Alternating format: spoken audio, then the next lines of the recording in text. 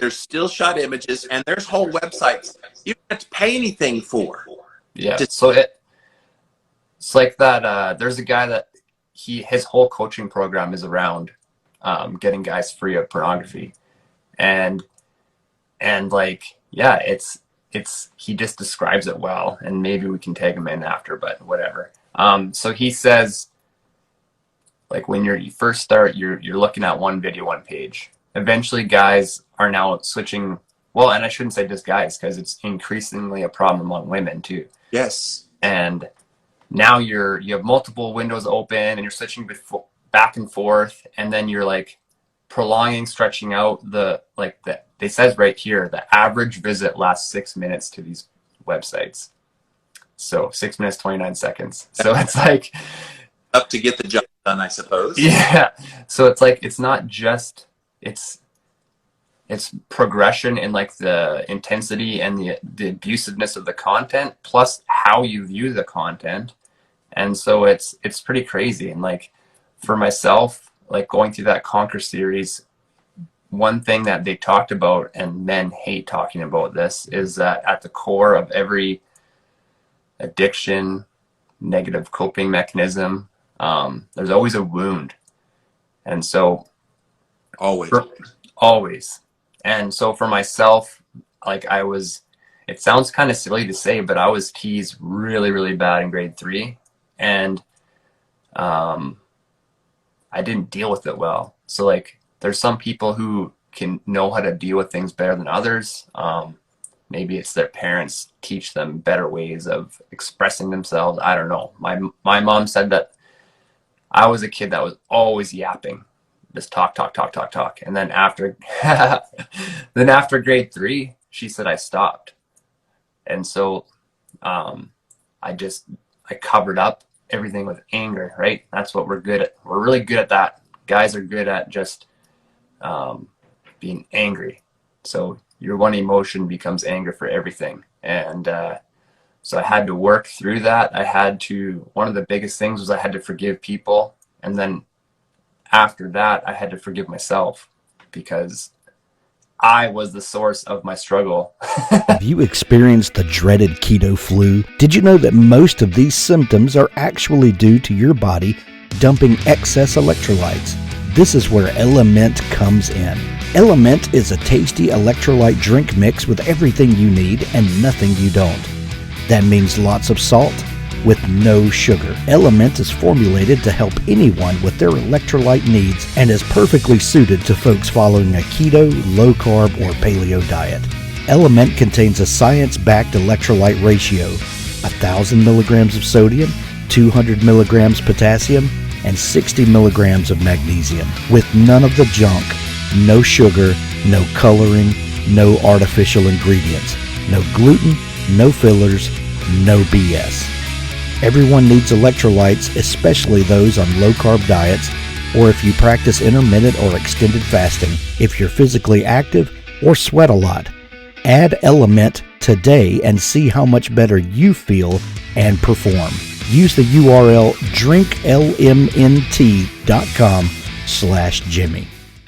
I mean, we are driven for very specific things in life, and there's no shame for natural drive. Like, even though they shame you when you overeat food, even though that's a natural drive to go eat food. The kinds of food, and we're going to make this analogy to sex here in a minute, but the kinds of food matter.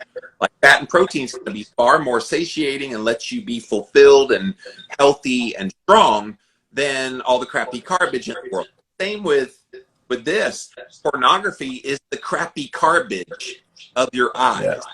Yeah. And Yeah. Fat and protein is a healthy relationship with someone you genuinely love. Yeah. Yeah.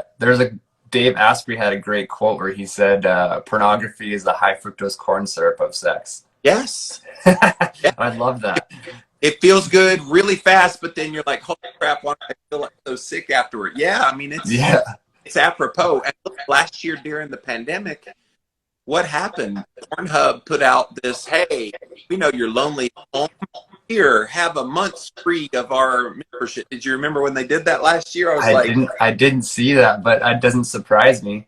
Like they got millions of people to take advantage of that, and then they brought them all on as new subscribers. Yeah, it's So did you hear about how American Express and Visa actually pulled their card off of Pornhub's platform a while ago? I can't remember how, maybe it was 2 years ago. The reason was because they couldn't verify the age of the participants in those videos. And so that's the other problem, is that you whether you like it or not, you're contributing to the demand for sex trafficking. yes, and the exploitation of those women. Because yeah, how do you prove it? Like you see the girl, they barely legal or whatever, and it's like, okay, but they look like maybe 12, 13, 14. Well, they had What's that? well they had to pull off. I think they had like 18. Someone will have to search it and confirm this, but it's like I'm not that far off. They had like 18 million videos, and they had to pull off like 12 million videos. Wow. So you can't fool yourself and say this is all consenting adults, because it's not. Yeah. But look, I think the bigger issue we're talking about here today, that's a horrible whole nother issue. Yeah, we don't need to get into that. But it's here is, even if it is two consenting adults doing this and videotaping it and putting it on the internet and people are watching, that's the problem. It's like, what's drawing them? And I think it comes back to, you need a loving relationship that's open in the communication, where there's no secrets as it relates to your sex life, and have those discussions. Like, I know many marriages, and I started doing a little bit of research on this. It's something like 1 in 4 marriages after the first year of marriage are completely sexless. 1 in 4, like that's a huge stat. That's and so, insane. Roommates, your roommates. Build relationships out there. I can only speak from the guy's standpoint. Yeah, no, that would be tough. But even from the girl standpoint, it's something that, let's stop making this shit taboo, guys. Let's talk about it out loud. If we talk about this, it continues to stay a problem. Which is why I'm talking about this very difficult conversation here today with my bud Joshua, because we've all dealt with it. Let's not pretend like it's not a real thing. Yeah.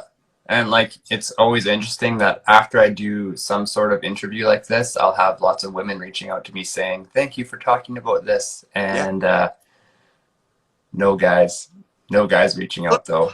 Look, the shame is real with guys. Like a guy, I've been jerking off watching naked women on the internet. Like, that's not a fun thing to have to admit to anybody. And yet, in reality, it's real life. You know, and this is why I think trying to cultivate relationships with people, if you're happily married, that means that person you're married to. Or if you're single, you should be looking for people that can help you fulfill this need. So you ain't got to look at it, right? Yeah. So like, the one thing that I also found, this was kind of like really blew my mind too, is the opposite of addiction isn't abstinence, it's connection. Yes. And so when people connect with others, whether that's connecting with your significant other in your marriage, that's going to strengthen. It's like, sex is like the glue in a marriage. It keeps you close.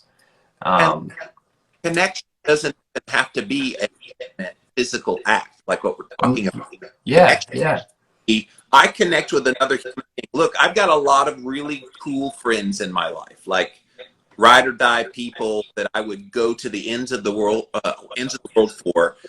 That connection with them, I'm not saying it replaces the sex, but it definitely fills the need for that intimacy and being closer with someone, even if we're not like physically together and we're not boyfriend or whatever. Those relationships kind of fill that need, where if they weren't there, then those thoughts of negativity would make me kind of go, okay, porn, you're looking really good right now. Well, like, I would say that if I think this is almost a false dichotomy, but if there's extreme extroverts and introverts, I would be more on the extrovert side. But with that, when I was struggling hard with that issue, I had convinced myself that I didn't really need people. I was kind of acting out the lone wolf type thing. And what happens is you just get deeper into yourself, and you just reinforce these mental loops became so strong in me. Yeah. And actually that Conquer series, that one guy that I opened up to, that like broke that cycle,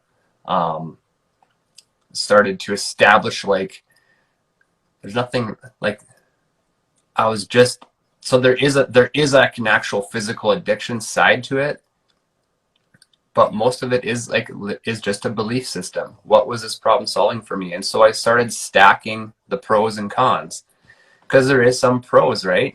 They're pros that cost you in the long run, but they're still pros. So like I had to start stacking the scales in my mind and say like, well, I have 3 daughters. Yes. Do I want to have to say to them that at one, or have them catch me, or have them look at my computer or my phone one time? Like that, I don't want them to have to. I want to be able to speak from a place of yes, knowledge, I've gone through it, but a place of victory. Because how can I tell them to ask a guy, or to look for a guy that isn't addicted to porn, which is becoming increasingly rare, when I'm still addicted to it? That's hypocrisy. Well, and think about it. Like, here you are being the parent to your daughters, and being the husband to your wife, and you get caught. Like, what are you doing? Like, you're literally saying, you guys don't matter. I devalue you in my mind, whether it's conscious or subconscious. When you engage in the porn, you're saying, I devalue all of these women in my life, because I've got to look at a fake woman to get my jollies and to take care of whatever needs you have to cover up the trauma or the pain from, like, third grade we're saying, and other people going through stuff. You're literally taking away from that relationship, which again, breaking this cycle means you got to reconnect. I'm really glad you're kind of bringing that out. What other ways can you talk about that kind of break you from? So like, it's actually a Tony Robbins. It's pain pleasure principle. So basically, with the pros and cons. So I kept on like, so I started convincing myself of the opposite of what I was doing, and like, I'm a Christian, so I believe that the Holy Spirit had a big part in this too. And I dug into my Bible and all that stuff at the same time as this. But like, so it's not an intimate act. You're not watching an intimate act. Often they're drunk or high while they're doing the video. There's a script. There's a director. There's a whole bunch of people around. It's not an intimate act. So that was one thing that also, like, strangely enough, that also helped me. Again, I have 3 daughters. I don't want them to ever be involved in something like that. I don't want them to have a guy ever pressuring them to do stuff like that. Their body is their own. No one else has a right to it.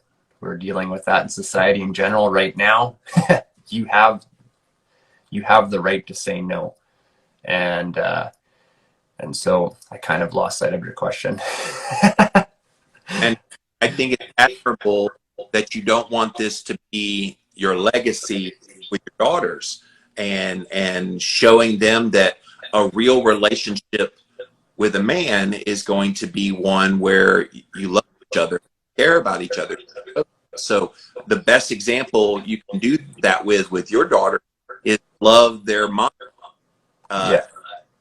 Without reservations at all, without having to turn other ways. Now, I do know relationships where it's like that 1 in 4 have no sex life after the first year. It's like, how does resentment not come into play? How does that not them? Look, I'm not getting any. And so they justify it in their head of, okay, well, if she's not letting me have it, go find it on my own. Well, like, again, if you have kids, you have extra motivation, right? But a lot of your kids' confidence comes from the quality of your relationship.